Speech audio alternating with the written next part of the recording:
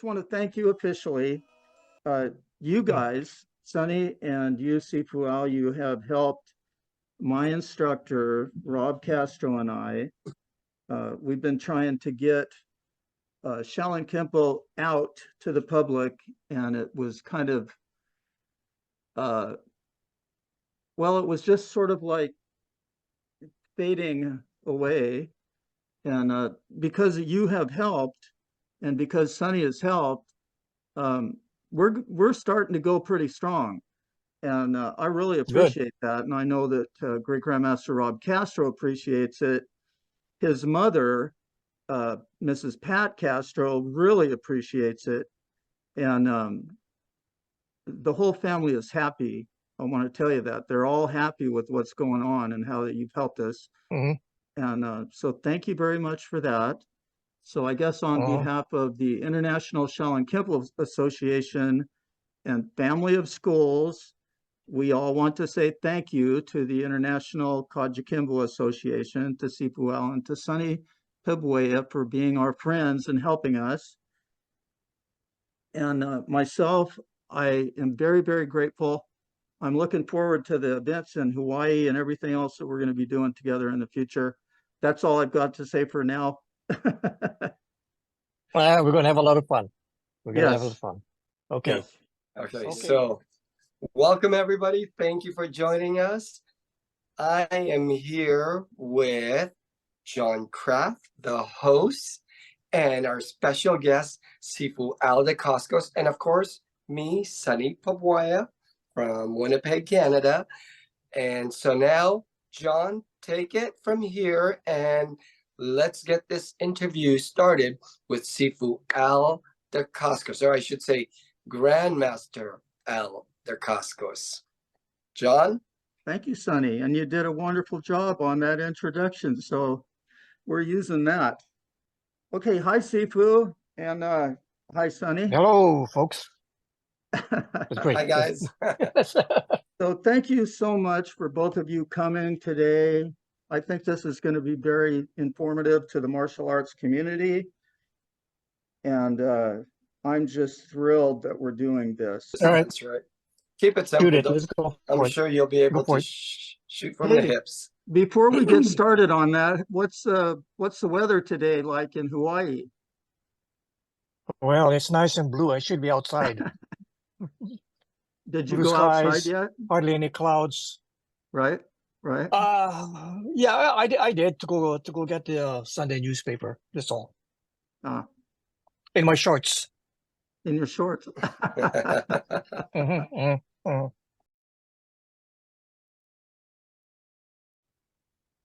Okay, so my questions are the topics.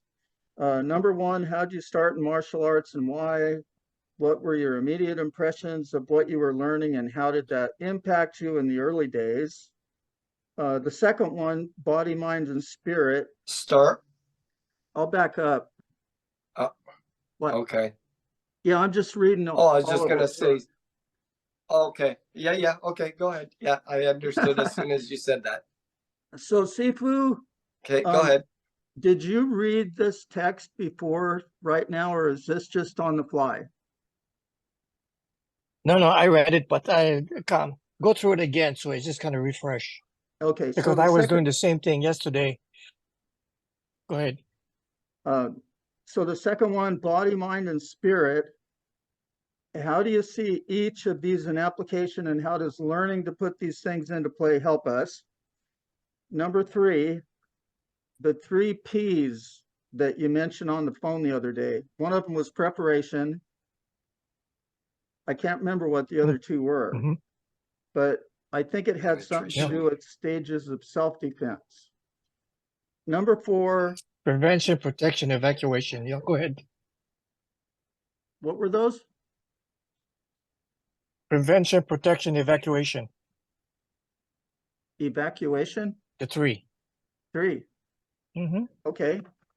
I think he was talking about the other one, Sifu, where, what is it? Penetration, preparation, penetration, and, oh, jeez, the 3 Ps. I know I have it written down somewhere. I'll have to check my books. It was but fascinating. It was Okay, fascinating. it's one of the topics, and keep Okay. on. Okay, number 4.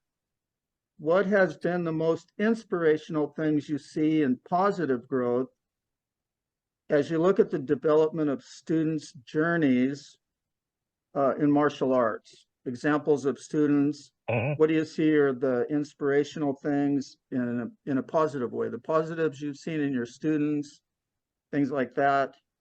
Number 5, what makes you happiest as you see the martial arts community move forward to the future? And what direction would you like to see Kajukenbo go? And what are your dreams and your vision for the future? And what would you like to see martial arts as a whole look like? Where do your direction and things like that? Just your ideas.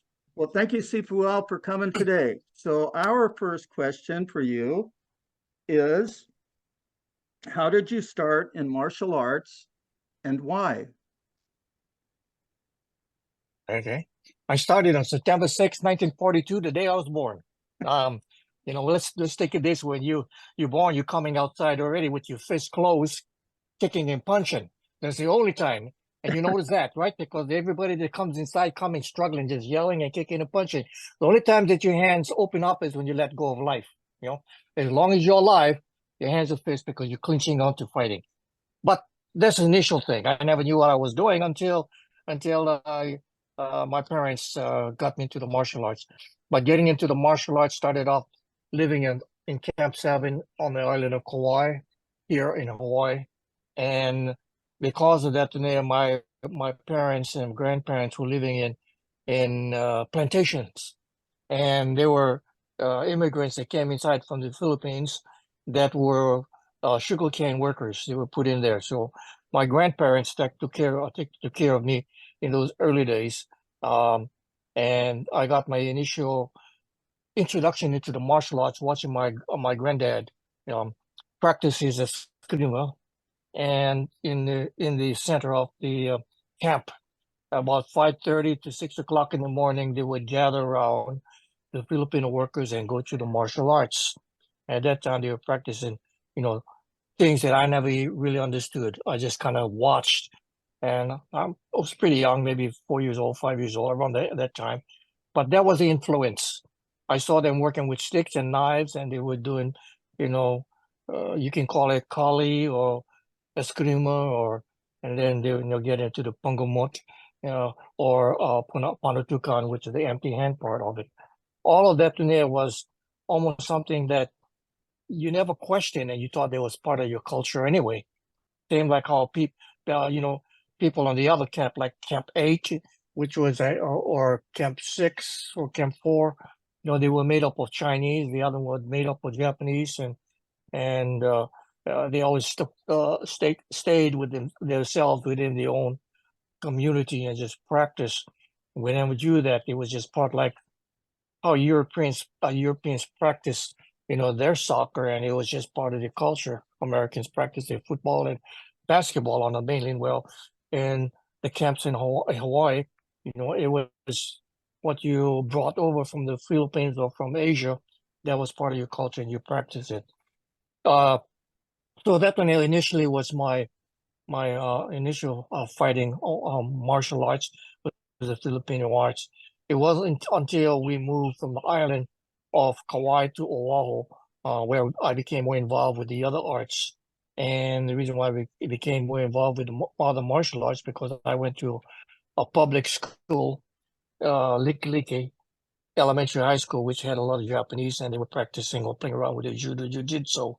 And I got involved with that in there because I was there for about a year, and then my dad transferred me over to St. Teresa's High School, which was a Catholic school, and it's a private school. And we wore that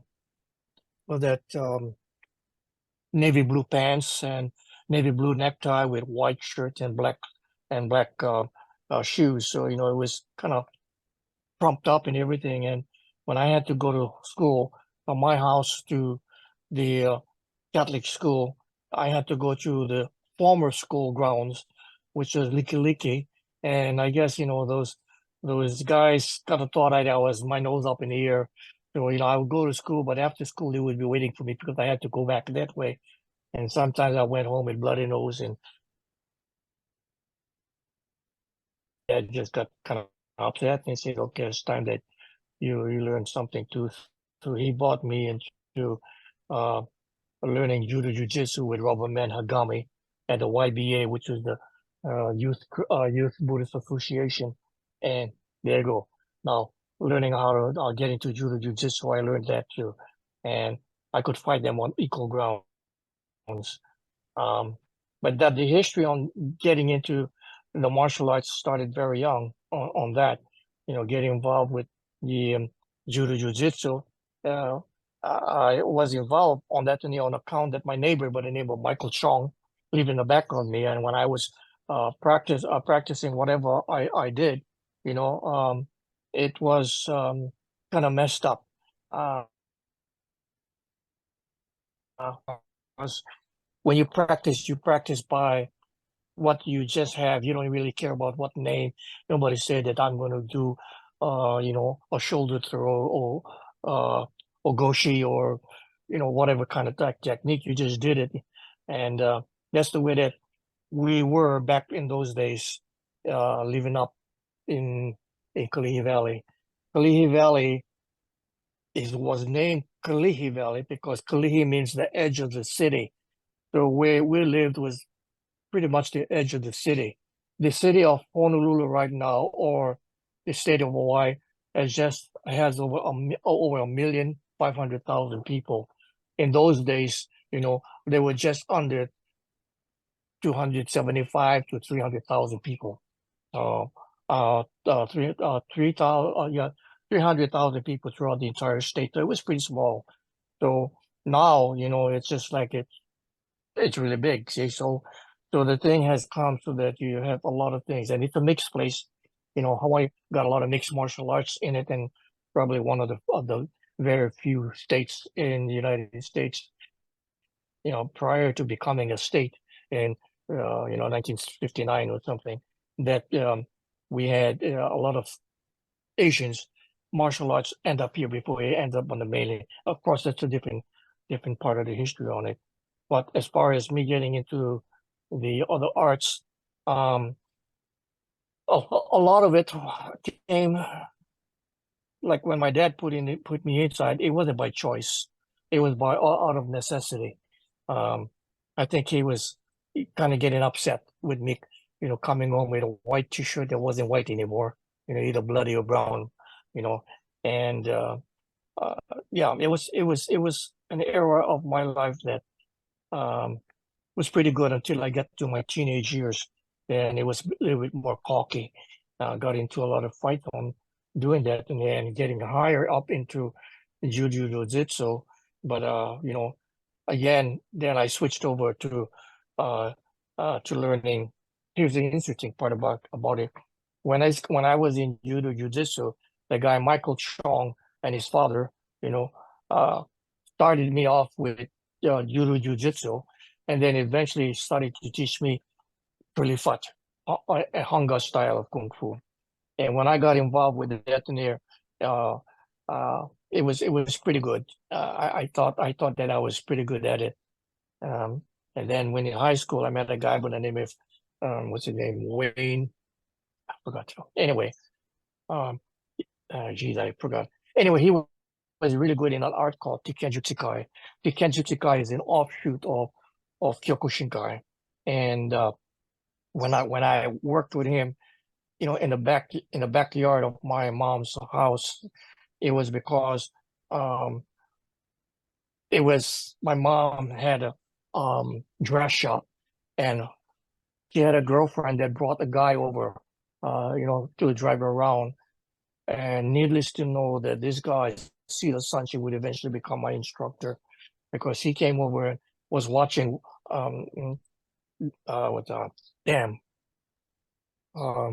anyway, this guy that was working with me, he was a blue belt, and he was teaching me as much as he can. And I think it was in my freshman year in high school. where he got me involved on this. But Siddha Sanchin could hearing us KI and so forth. And so he came into the back and kind of watched with his hands crossed. His hands crossed like this, but his knuckles were so black. It's like really thick callus and everything.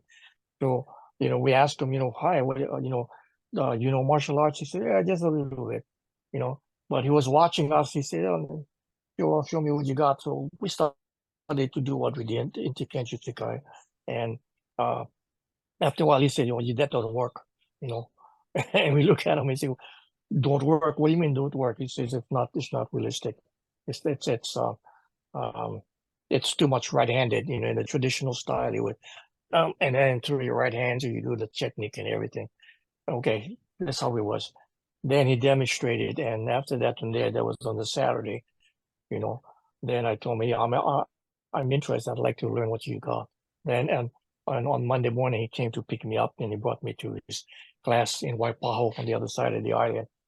Watching the class, I already got hooked on it. I said, wow, this was really great. And then there was a guy who was a brown belt at that time. His name was Al Dacascos. He became my instructor. And then eventually lifelong friends all the way up to this day. So he, Siddha Sanchin came and, done and got me all the time because I didn't have a transportation to drive, so he picked me up from my house and brought me to Waipaho, which is about 15 miles away.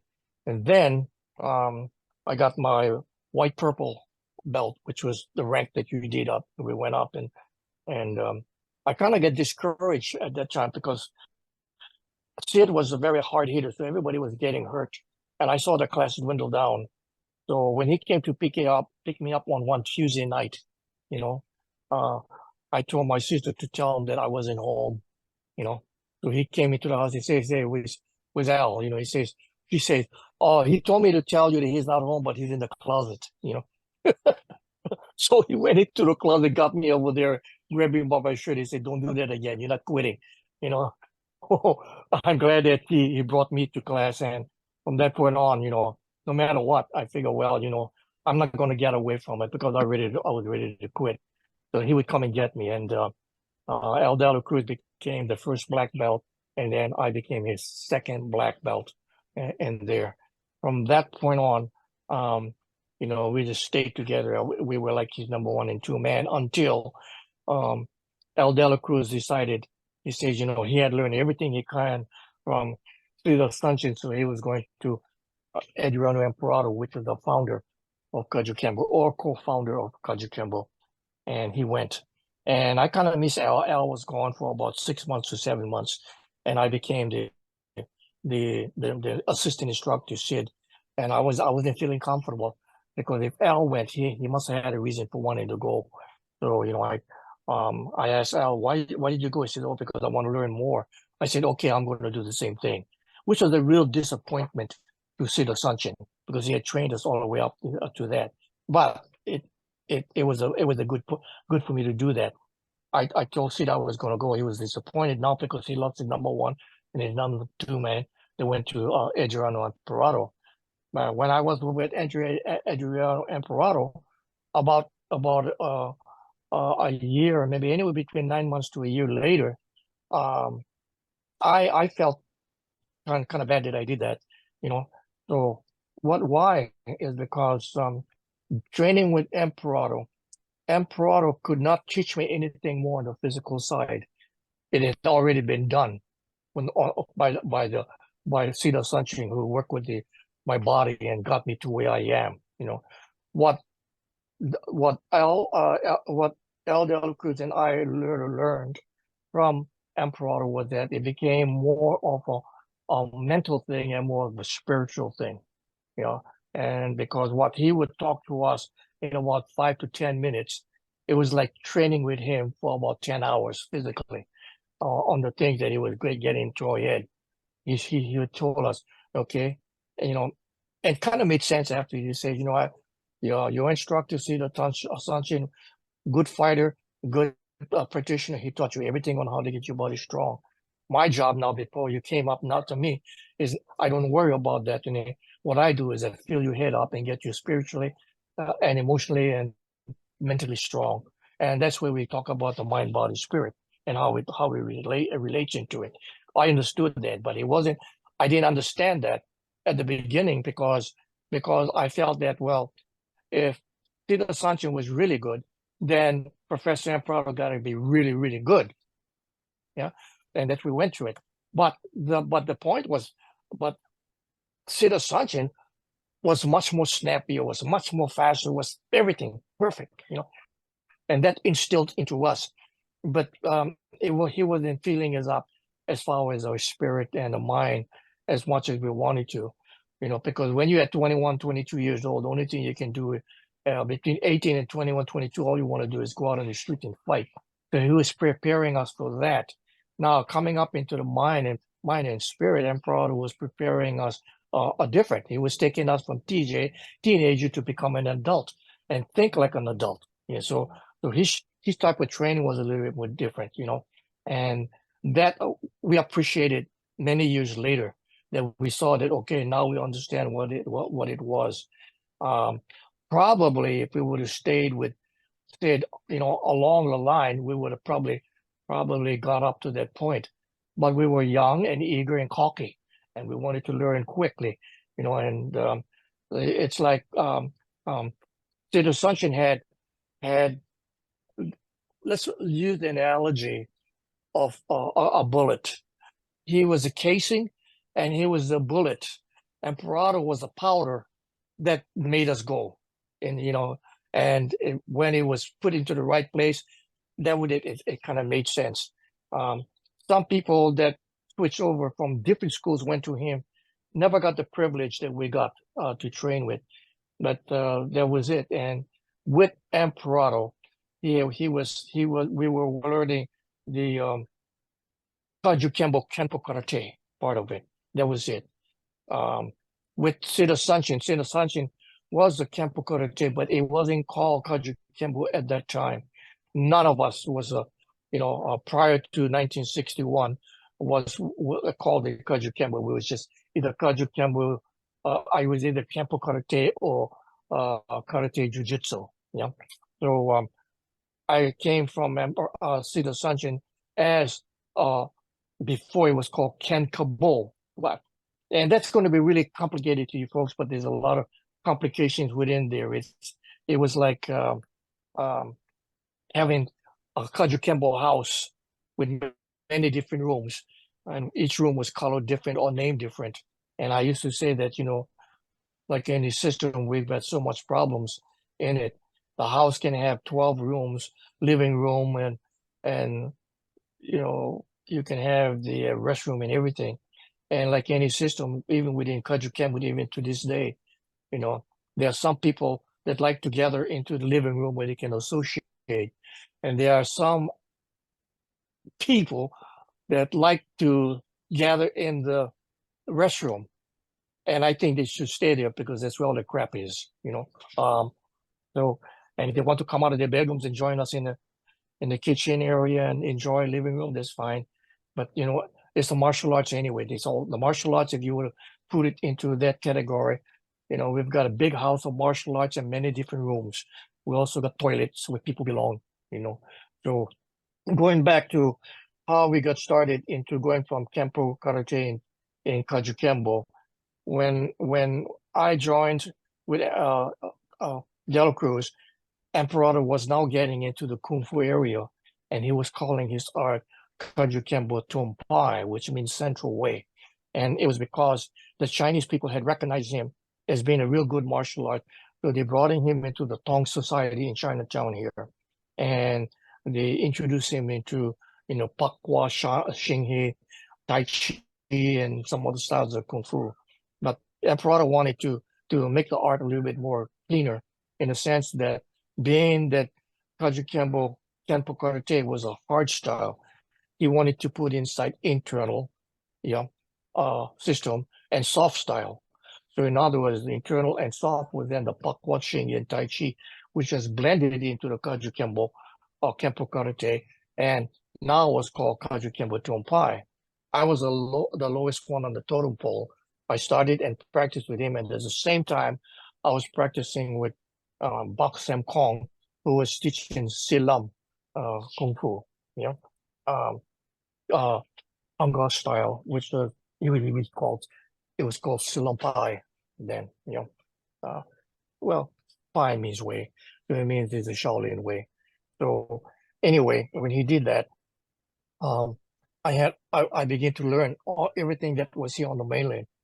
And then when Mark was born in 1964 or in 1965, we moved to California. I came first and lived in Daly City before I moved over to the Bay Area.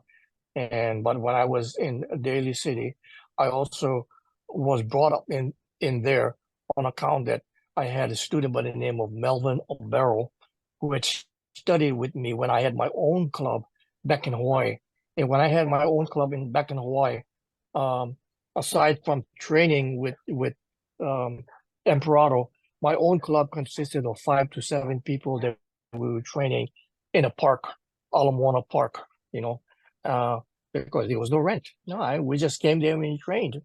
We trained about 3 to 4 days a week. And he trained and then moved up to the mainland and encouraged me that, there's no Kenpo Karate or no Kung Fu, whatever, up where in Hayward, California.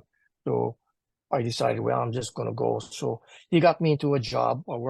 I worked at a place called Western Electric in San Leandro.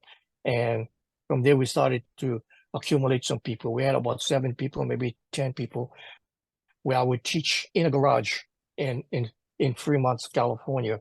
And that one got a little bit big. We had too many people in it. Even if it was a 2-car garage, we moved into a place in Hayward, a place called Cherryland Hall. And that one didn't last long. We had it for about a year and a half. And we had so many students, like 30, maybe 40 students in this dance place. I decided to go storefront and open up a school on San Leandro Boulevard, right next to a motorcycle shop on Main Street, and open up the school there. And I call it School of Chinese Kenpo Kung Fu, and which was very interesting, a story on that one. Anyway, as we began to move into the school, I was also studying with Ron Liu, who introduced me by way of a guy by the name of Melvin Lee into what was called the San Jose Chinese Cultural Center. So I joined those group over there, and this is where I met Paul Ing and Bak Sam Kong. Bak Sam Kong, not Bak Sam Kong, I'm sorry. Paul Ing and Wong Jack Man. Wong Jack Man is the guy that fought Bruce Lee. So this way, I learned the style of what Wong Jack Man was teaching and what Paul Ing was teaching. After a while, when Emperor came up to visit me, I told him, I cannot call the art Kajukenbo Tumpai because I'm not working on the ground. And if the Northern Shaolin, we did a lot of jumping, high kicks, spin kicks, sweeps, long hand punch movement. And so I demonstrated to him what I was doing. And he says, I says, I'm learning all this in here and I'm teaching my students too. I cannot call it Tumpai anymore because I'm not teaching Tumpai. I'm mixing what I see is going to be good for me. So he asked me, well, what do you think we should call it to? I said, I don't know, but why don't we just go back to something very normal and just go into calling it Chuan-fa? Well, as you know, that Chuan-fa means Kenpo anyway, and there was just another way of calling it. So I told him, why don't we just call it Chuan-fa?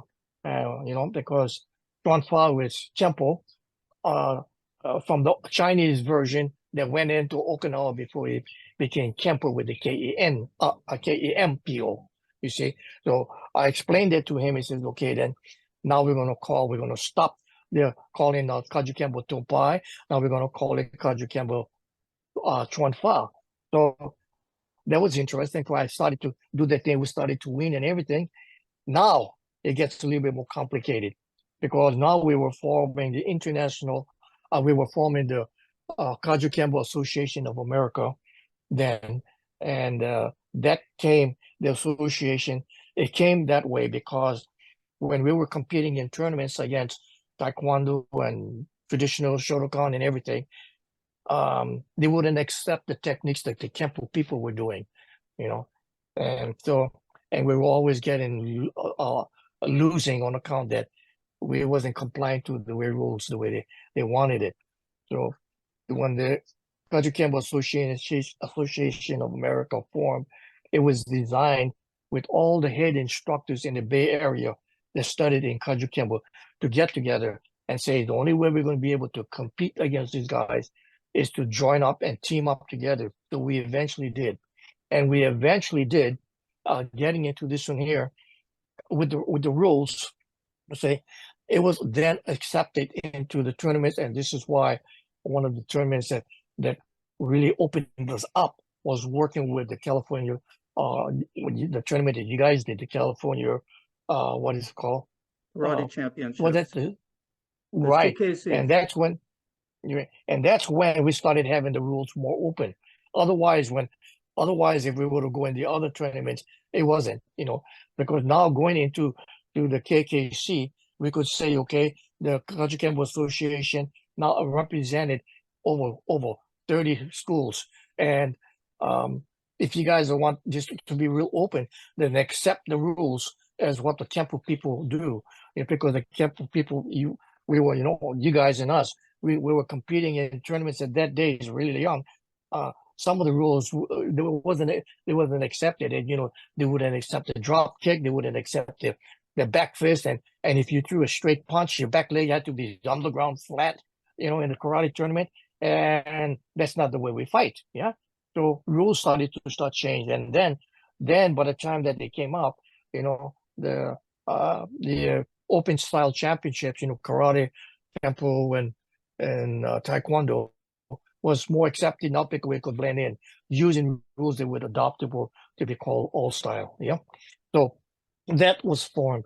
So by the time that we was over at the Kajukenbo Chuan-fa, Emperor had told me, we got a lot of good things. So why don't you go ahead and teach the seniors instructors like Joe and Joe Halbuna and Alan Reyes, Tony Ramos, and Chuck and Charles Gaylord. These were the guys that I came in with. But the point was that these guys were 10 to 15 years older than me, and they were so hardcore into the Kenpo Karate that being a junior, it was hard for me to break in and tell, well, Emperor told me to tell you folks to learn the soft style. Okay. Well, if you know Al Reyes is a heavyweight. And when I started to teach him how to do the spinning crescent kick and everything, he couldn't even get off the ground. He couldn't do that.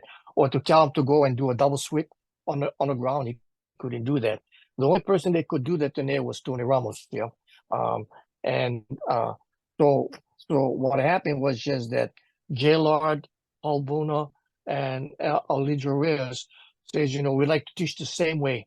We're going to be our same way. So Emperor says, okay, you can still teach the Kenpo Karate, but the other guy's going to go into the Chuan-fa. Now, what happened in the Bay Area, you ended up having persons like Charles Gaylord. Charles Gaylord was different mentality. He was a guy that was Charles Gaylord, and for him to what I would say come down and belittle himself, if not, I wouldn't say belittle himself, to learn from me, teaching him the soft style, that wasn't going to go. Yeah. So what he did was that he had some of his students in the Bay Area go take Kung Fu from other Kung Fu masters in Chinatown. And then they would bring it back to Charles Gaylord. And Charles Gaylord would say that, yeah, I'm teaching Kajukenbo Chuan-fa Gaylord's method. And that was his version. But it wasn't the original version that Emperor, myself, and De La Cruz had put together on account that we already had a written program. So therefore, Charles Gaylord began within the Chuan-fa section of Kajukenbo. That became the Y in the road. It split right there. And then Tony Ramos, he would come down after he was teaching his class in Fairfield, California, come down to San Leandro and learn, and we would meet up at 10 o'clock in the evening and work till 1 or 2 o'clock in the morning. And I would teach him, but he too had his own flavor, because sometimes he would also learn from James Lee. James Lee was with Bruce Lee, up in the Bay Area. So his became really mixed. And then you had Kajukenbo Chuan-fa, Tony Romo's method. So now we had 3 different ways. One was the original, the Kajukenbo Chuan-fa, which was under De La Cruz, myself, and Emperor. The other 2 was under Tony Ramos and Charles Gaylord. That was a split. So it went and stayed that way until 1969. 1969, I was really competing heavy, and I was really into tournament competition, and I couldn't call it anymore. Kajukenbo Kajukenbo Chuan-fa, because during that time in the 69, 70, 70 I was already involved with my involvement with the Tracy organization, because I had moved from California to Denver, Colorado, and this is where I met the Tracy brothers. And meeting the Tracy brothers also got really tight with Joe Louis, and Joe Louis would be the one that would be handling on the Tracy organization the fighting part, and me and another guy by the name of Mancuso, I can't remember his real name, but we would be in charge of the forms within the Tracy organization. And that led us into learning a lot of things and mixing things. And this is where I got involved learning Joe Louis' principles on how he did his technical fighting principles. And then with my own technical fighting principles, it was combined, and I used my version of it, of what I saw, because his was primarily going on the tournament competition, and mine was involved more in street competition. So I would use my principles into adopting into the technical fighting principles and concepts. And therefore, now it gave me a real good chance to do my break, because when I saw the politics happening in Kajukenbo within the whole organization, I told him I couldn't teach Kajukenbo at Chuan-fa anymore, because it's not original. They got so screwed up and went all over the place. You notice now in Kajukenbo, while they are teaching Kajukenbo, they actually use a lot of Chuan-fa techniques as an excuse to break away and do their own things. This is why there's no standardized program. You can go from Kajukenbo, every single school, and like most martial arts, the flavor has become more personalized instead of sticking to a core where you can see the core of it. So this is where we started to break away and get into the International Kajukenbo Association. And oddly enough, when the KAA broke up, Tony Ramos, Joe Halbuna, and Alijo Reyes and me formed that organization. All the heavy hitters came into the IKA at that time, and we became strong in doing that. But it also gave me the chance to go to Emperor and say, I'm going to call it a different, I'm going to call him One Hop Kendo. That's a Cantonese version, the name of it. And the reason why I did that today was politically, it was the same. Because if you translate the word One Hop Kendo, it means combined fist art. Now, the translation of Kajukenbo, if you were to translate it to Chinese, it means combined fist art. Okay? Kajukenbo is the Hawaiian version of saying it. Yeah. Okay. One Hop Kendo is a Chinese version of saying it. So it's the same thing, but it gave it more identity. When you say Kajukenbo One Hop Kendo, you could see the Chinese flavor on it. On the Kajukenbo Chuan-fa part, you could see more of the Kenpo part, trying to be hard soft. So it's kind of complicated. That's on the history of within the Kajukenbo, and this is where it is.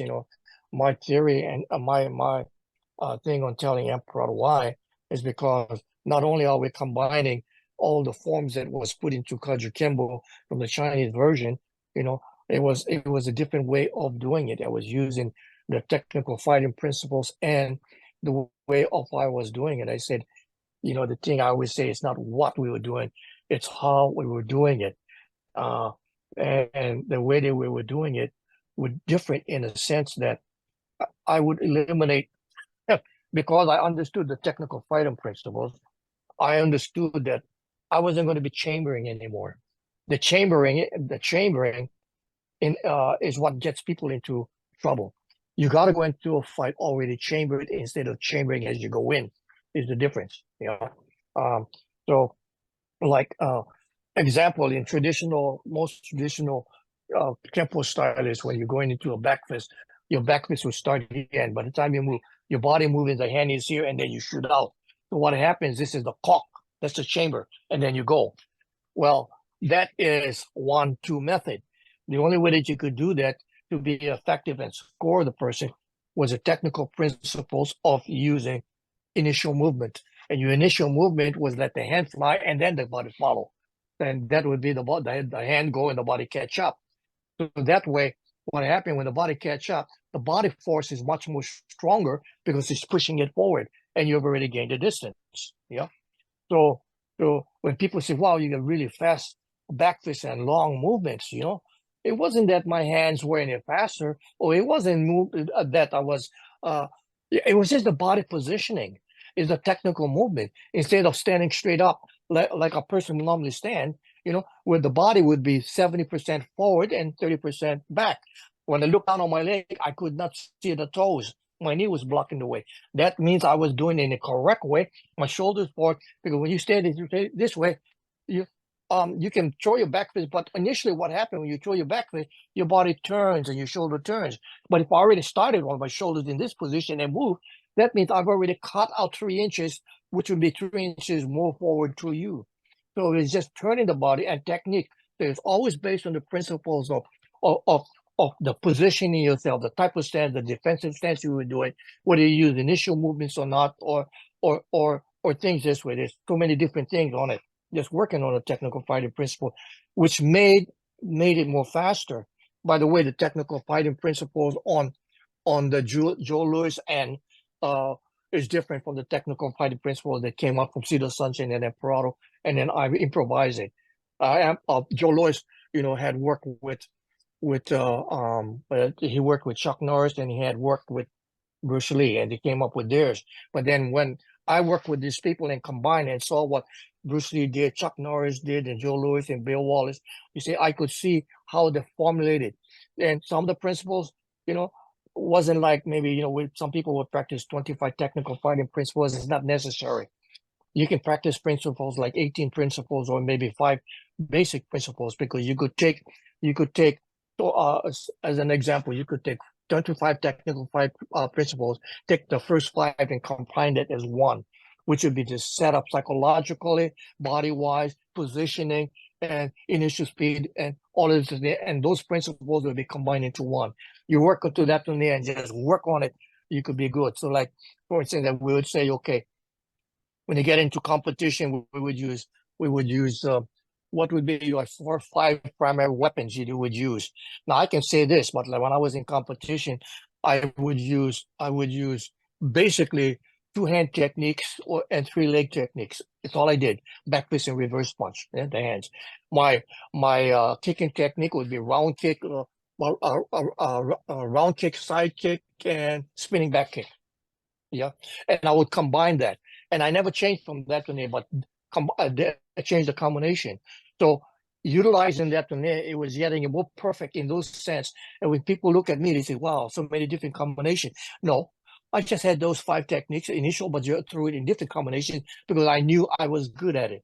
And I would say, okay, you know, like a trainer person, you say, like my back fist, you know. I say, and this is really basic. I use the Lincoln principle. Yeah, the Lincoln principle is going from 1 to 10. You know, it says, you know, if you want your back fist, you know, I say, what is your favorite technique of back fist? Okay, I says, on a scale of 1 to 10. Yeah, the Lincoln scale. It says 1 to 10. The 10 would be the very best, and 5 the middle, and then anything below would be bad. I say, what would you like to be? Well, I'd like my back fist to be a 10. I said, where do you think it is now? They say a lot of people is going to go at least about at least 1 or 2 grades higher than it normally is. So they probably say, oh, I'd like to be maybe a 7 or an 8, but they're really a 5 or something this way. Then the next question you say, well, what is it? Now you know that you have a target. You want to be a 10, and you know that now you're a 7. Now, what is it going to take for you to be a 10? You say in your mind. So you tell, well, I'd like to be a 10, but how? I said, then you got to train like a 10. Because every time that you don't train is the same day that your opponent is training to beat your ass. You see? So I would tell them that you got to be constantly in training. So their training all the time has got to be 10. You got to be able to focus 10, 10, 10. Yes, sir. So that's one way on the way that the principles on doing it. And it's always been, people ask me, if you had to say something, there's only 2 things I say. First of all, martial arts is like a medical insurance to me, something I want to have and hope that I never have to use. And then he says, okay. And what's the other one? It's not how, it's not what you do, it's how you do it. And it's always how you do it that's going to make you stand out, because the back fist, the back fist, the back fist. But how I did my back fist and why I hit you and how I did it was because it's how I did it and not what I did. It's so different. So the principles hold the same thing in business, same thing in relationship with your spouse or your woman. I mean, you could have a fantastic relationship, but how did they get there? What did you do to get there? So that is all in the training part of it. So getting up from where I'm at to where I'm at now, this is, you see, where's my martial arts going in One Hop Kendo? It's still progressing. It hasn't stopped. I cannot say, this is why, we have a red book, and there are 2 types of red book we have. One is about 1 inch thick. It's already bounded. You can't add anything in. That's the standard version that Germans are using. They're 20 years behind me, maybe even 30 years behind what I'm doing. Here, when I do my red book is anywhere between 2 inches to 3 inches thick, 3 holes, just like 3 holes, so that I can add things and take out things, because my art, once you put it into a solidified form like a traditional red book where it's binded, then you can't take out the pages anymore because it's that way. But if you have this one here, like why I said, okay, all right, techniques have changed. We're not in the same place we are 10, 20 years ago. We take out page number 25, and we're going to replace it with 25A, 25B, 25C, and so forth, which is added and combined. And why do I do that? It's because you got to be able to evolve. My teacher, Emperor Otto, said, if you're going to be good, you're going to be anchored to the rock, but geared to time. And what he meant was just that you have the spine, just like this is the spine right here. But the pages, I'm geared to time, because anytime you have new technology, take out the old, put it inside. Take the old, put it inside, make it work. So the art of One Hop Kendo is a progressive art. It's an expression, but people have to be able to stay with me and understand that the way my mind is thinking, because I've always been the same, because of what my dad taught me in life, is that I always look at things and see, okay, that's good. I learned it now, and I see the bad in it. Where's the good part of it? And anytime I saw something that works, I said, okay, I'm going to do it. But I would never teach my students until I could do it good myself. That's why I had a lot of good people that were good champions in forms and in fighting, because what I won with, that scored the points the most, this is what I would teach them, and the way I did my presentation up, I told them, when you get into tournament competition, your tournament competition does not begin when you just bow in. No, your tournament competition begins the day that you wake up. You look inside your mirror, and you look at the mirror and say, I'm a champion today. And then by the time you get up to the trophies, you look at every single trophy, claim the trophy. That's my trophy. That's the one I'm going to take home. That's the one. Just train yourself into that, and it was all, this is what I'm talking about. It's all mental things. The body thinks any instructor can teach them. any instructor can teach them. It takes an instructor that can inspire a student by using the mind. Psychologically, how does he do it? I had one student, his name was Chris Yim. He was a good fighter in Germany, and we were fighting. It was total accumulation of points, and we were fighting on the team, and he was the last person. He was the last person, and I can't recall what the points was, but our team was ahead by just 1 point, and then he started to lose, and we became 7 points behind. And the rest of the team members was getting excited. So I walk up right up to Chris, and I says, "Chris," he said, "Yes." He goes, I'm gonna slap him in the face. He goes, "Whoa, whoa, whoa." I said, "Are you mad?" He said, "Yeah, you're mad." I said, "Now go in there and kick ass." And he won. We won with 4 points overward. I had to do that. I just slapped the shit in because now I say, now don't come outside the ring. You're gonna win. But I know when I did it, I said, man, it's a really bad example. But he won. So it's some way that because I knew him, I knew what he could take and what he couldn't take. So I had to attack him and get him into the frame of mind so that he was so mad at me. I said, now go out there and do the same thing. So it's that's the way you approach people. You're not going to do that to everybody. Because sometimes words alone can hurt them. Yeah. But the words for him, it didn't make sense because everybody was trying to encourage him. He needed to be hit a little bit. Pain, in other words, made him think. So that was that. How did we get to this point anyway? Well, it's been quite the interesting conversation that I've been listening to, and